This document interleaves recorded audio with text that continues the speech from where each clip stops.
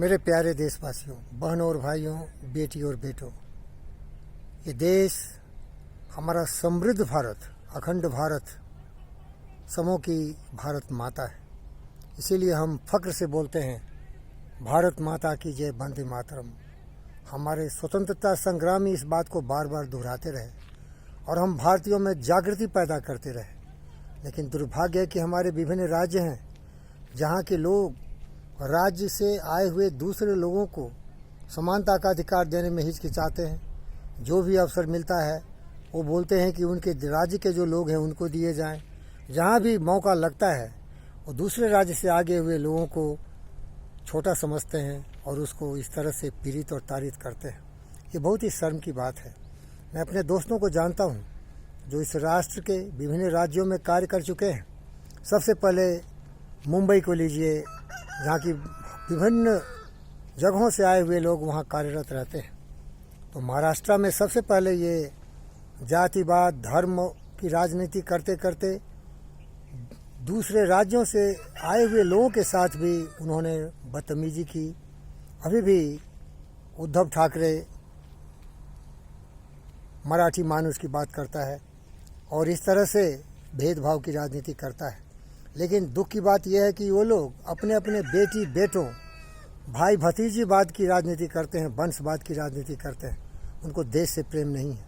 अब जिस राज्य में भी चले जाओ, तेलंगाना राज्य में चले जाओ, वहाँ देखोगे कि वो बोलेंगे वो बाहर वाले हैं, वो भीतर वाले हैं और इस तरह से भेदभाव किए जाते हैं। दुर्भाग्य यह है कि वहाँ का जो मुख्यमंत्री हैं वो सबसे बड़े धोखा देते हैं अपने राज्य के लोगों को, अपनी बेटों को सत्ताओं में बड़े बड़े पदों पर उनको रखते हैं। और जितने भी हमारे बहन और भाई भोले भाले हैं उनको केवल भड़काते रहते हैं कि बाहर वाले हैं, ये भीतर वाले हैं। जम्मू कश्मीर में तो आप जानते ही थे, वहाँ तो एक अजीब तरह की दुर्दशा थी, जहाँ की हमारे श्यामा प्रसाद मुखर्जी ने एक विधान, एक निशान, एक प्रधान की बात की और इसके लिए उन्होंने अपने जीवन की आहुति दे दी।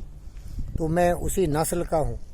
श्यामा प्रसाद मुखर्जी का दूसरा रूप समझ लो, दीनदयाल उपाध्याय का दूसरा रूप समझ लो, अटल बिहारी वाजपेयी के सिद्धांतों पर चलता हुआ, नरेंद्र मोदी के पद चिन्हों पर चलता हुआ, सबका साथ सबका विकास।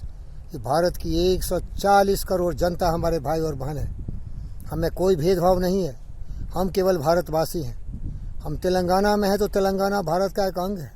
जिस तरह की हमारा शरीर है, इस शरीर में बहुत सारे सेल्स, टिश्यूज़ एंड ऑर्गन्स हैं, लेकिन सब लोग जब साथ मिल के काम करते हैं तो हमारा शरीर संपन्न होता है, शक्तिशाली होता है। इसी तरह मैं विभिन्न राज्यों से आए हुए नेताओं से निवेदन करता हूं कि क्षुद्र राजनीति में पड़ के अपने देश के जितने भी लोग हैं, किसी भी राज्य में बसते हैं, उनके साथ आप समानता का अधिकार लाइए, उनके साथ भेदभाव मत करिए।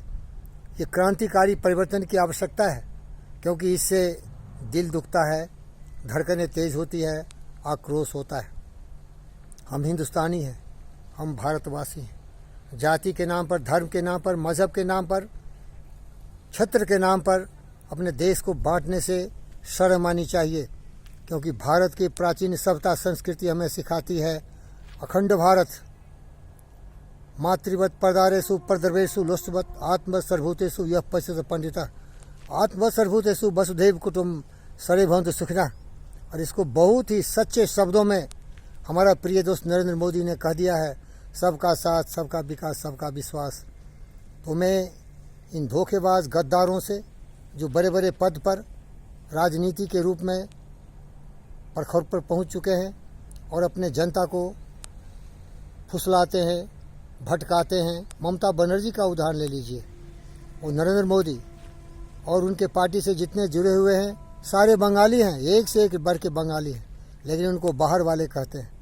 शर्म करो गद्दारों, कोई बाहर वाले नहीं है, ये सब भारत भारतीय हैं।